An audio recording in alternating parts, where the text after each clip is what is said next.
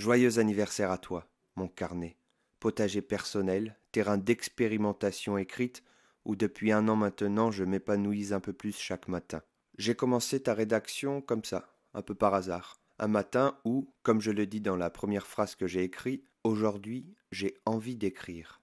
Bien sûr, depuis plus de 10 ans maintenant, je connaissais déjà l'existence du célèbre livre de Julia Cameron. Libérez votre créativité.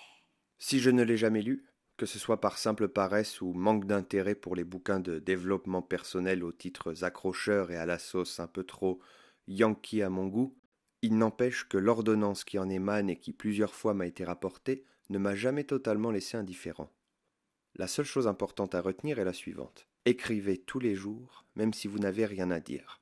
Premièrement, cela aura le mérite de réveiller certains muscles endormis depuis le lycée, et ceci peu importe que vous écriviez quelque chose qui soit digne d'intérêt ou non. Ensuite, et c'est peut-être ici que se trouve l'essentiel alors que nous passons nos journées connectées à une sorte de matrice constituée d'informations et de réseaux sociaux où nous errons sans trop savoir pourquoi, écrire le matin offre la possibilité d'avoir un temps avec soi-même, un moment de calme où le cerveau encore préservé des flux gastriques de la toile peut dérouler tranquillement toute la plasticité de ses connexions. Ce muscle de neurones ainsi stimulé chaque matin aura vite fait de vous surprendre par ses capacités retrouvées. Plus vous allez écrire, et plus vous aurez envie de continuer.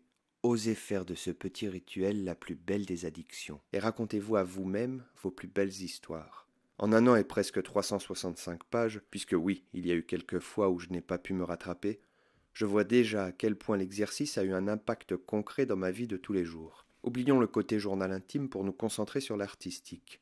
Poser sur papier tout ce qui nous traverse permet de faire le tri entre les idées parasites et celles que l'on a envie de développer. Le tout se fait spontanément. Il suffit de se relire pour savoir ce dont on a envie de parler. C'est également le terrain d'expérimentation parfait où, à la façon de la salle d'entraînement hors du temps dans Dragon Ball ZZZ, vous pouvez venir développer votre plume et vos questionnements à l'abri du temps. Aussi, mes amis, écrivez. Écrivez sans autre but que celui d'exister entièrement chaque matin. Seul devant votre carnet, vous y trouverez le pilier de vos journées.